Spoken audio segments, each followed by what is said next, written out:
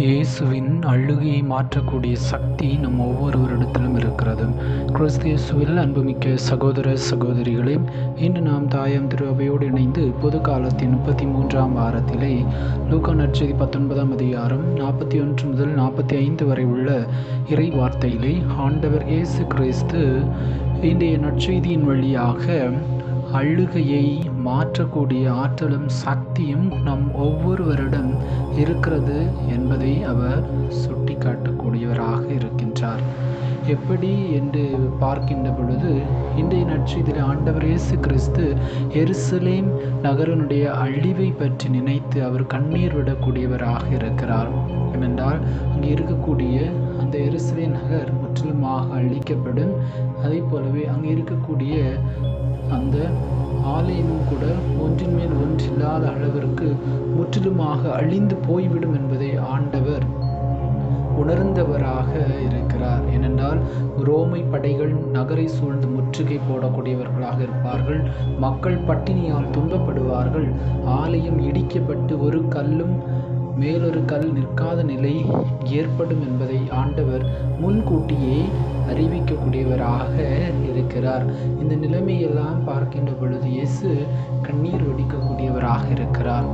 இன்றும் நாம் என்னென்ன செயல்கள் செய்கின்ற பொழுது இயேசு நமக்காக கண்ணீர் வடிக்கிறார் என்று பார்க்கின்ற பொழுது, ஒருவர் ஆண்டவர் இயேசுவை ஏற்க மறுக்கின்ற பொழுது, இறை வார்த்தையை மீண்டும் மீண்டும் கேட்க மறுக்கும்போது, மனம் மாறாமல் பிடிவாதமாக அலைந்து கொண்டு போகும்போது, வாழ்க்கையில் கடவுளுடைய அழைப்பை கவனிக்காமல் போகும்போது, இதைத்தான் எசேக்கியேல் 18:23 சொல்லப்பட்டிருக்கிறது.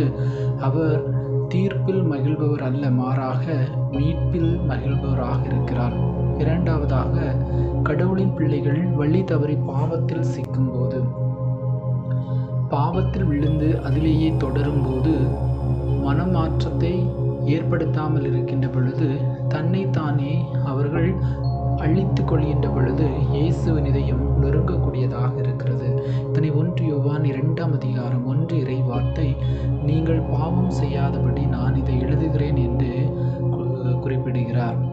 உலகத்திலே அநீதியும் பாவமும் பெருகும்போது, நீதியின்மை, கொடுமை, குழந்தை துன்புறுத்தல், கொலைகள், போர்கள், இவை யாவும் மனிதனின் இதய கடினத்திலிருந்து வருகிறது. இயேசு கஷ்டப்படும் மக்களை பார்க்கின்ற பொழுது, ஒடுக்கப்பட்டவர்களை பார்க்கின்ற பொழுது, தீமை மூலமாக அழியும் குடும்பங்களை பார்க்கின்ற பொழுது கண்ணீர் விட கூடியவராக இருக்கிறார்.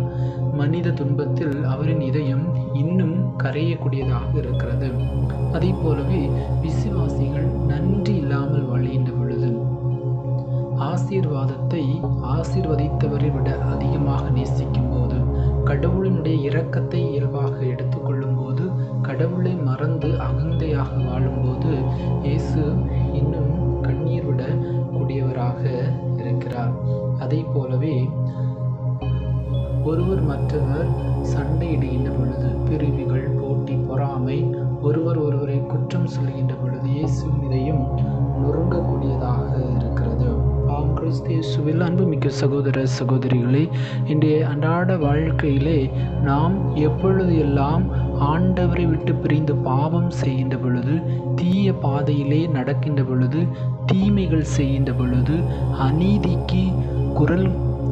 அநீதிக்கு துணை புரிகின்ற பொழுது, அதே போலவே ஏழை எளிய மக்கள், ஒடுக்கப்பட்ட மக்கள், ஓரங்கட்டப்பட்ட மக்களை இன்னும் அதிகமாக துன்புறுத்துகின்ற பொழுது, லஞ்சம், ஊழல் போன்றவற்றிற்கு துணை புரிகின்ற பொழுது, அநீதியை நோக்கி நாம் நம்முடைய வாழ்க்கையை பயணிக்கின்ற பொழுது, ஆண்டவருடைய இறை வார்த்தைக்கு செவிமடுக்காமல் இருக்கின்ற பொழுது, பாவத்தை நோக்கி பயணிக்கின்ற பொழுதெல்லாம் நாம் இயேசுவினுடைய இதயத்தை காயப்படுத்துகிறோம்.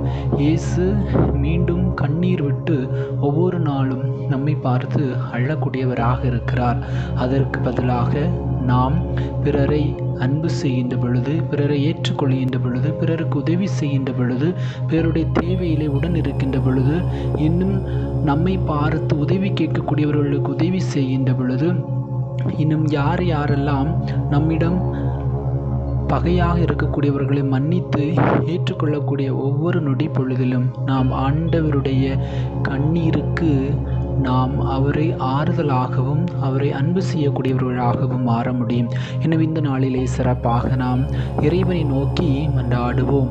எங்கெங்கெல்லாம் போரினால், இயற்கை விபத்தினால் அதிகமாக மக்கள் துன்பப்பட்டு விரக்தியில் இருக்கக்கூடிய மக்கள், போரினால் இருக்கக்கூடிய இடம் இல்லாமல் தவிக்கக்கூடிய மக்களுக்கு நாம் ஆறுதலாகவும் துணையாகவும் இருக்கின்ற பொழுது இயேசுவினுடைய கண்ணீரை துடைக்கக்கூடியவர்களாக இருப்போம். எனவே இந்த நாளிலே போரினால் பாதிக்கப்பட்ட மக்கள், வன்முறையினால் பாதிக்கப்பட்ட மக்கள், விபத்தினால் பாதிக்கப்பட்ட மக்களுக்கு இறைவன் நிறைவான அருளையும் ஆசிரையும் ஆறுதலையும் கொடுக்க வேண்டும் என்று சொல்லி இறைவன் நோக்கி மன்றாடுவோம். எல்லாமல்ல இறைவன் தந்தை, மகன், தூய ஆவி உங்களை நிறைவாக ஆசீர்வதிப்பாராக. ஆமீன்.